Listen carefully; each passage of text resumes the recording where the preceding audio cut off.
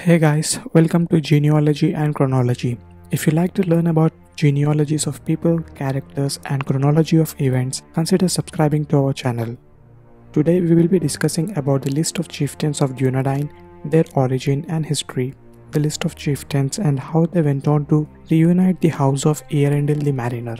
Our story starts with Elendil, who was Lord of Andúni, a descendant of Eärendil the Mariner. Elendil's line did not inherit the kingship of Númenor, but they did inherit the heirlooms of Eärendil, including the Ring of Barahir. After the fall of Island Realm of Númenor, Elendil with his sons and remaining survivors of Númenor came to Middle-earth, where they established the kingdoms of Arnor and Gondor, and Elendil became the High King of both the kingdoms. Elendil was slain by Sauron in War of Last Lands, and Isildur cut the One Ring from Sauron's hand and took his as his own. Soon Isildur too would meet his death, and the kingdom of Arnor would pass on to his sons. The southern kingdom of Gondor would be inherited by Anarion, brother of Isildur and younger son of Elendil, and his line would rule Gondor for coming many centuries. With time, the northern kingdom would be weakened by continued attacks from Angmar. The infightings within the Dunedain of North would further split the kingdom into three smaller kingdoms of Arthedain, Rhudaur and Cardolan. Only Arthedain was left with a king by 1636 of Third Age, which too suffered its end when Arvidu, the last king of Arthedain, perished in the snows of North. Before his death, Arvidu had married Firiel, who was princess of Gondor and daughter of Odoret, king of Gondor. Odoret and his two sons were slain in the battle against the united assaults of Windriders Khand and Near-Harad, who worked for Sauron. As Firiel was the only surviving heir of Odoret, Arvidu claimed the crown of Gondor, but it was rejected by the steward of Gondor.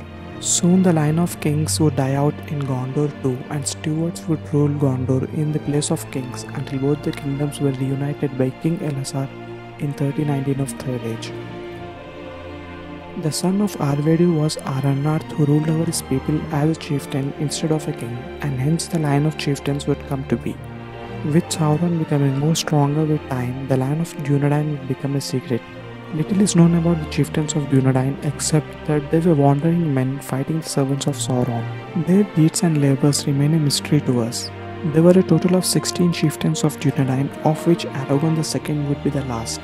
His father was Arathorn II, son of Arador. Arathorn II and Gilraen fell in love with each other and married in the year 2929 of Third Age.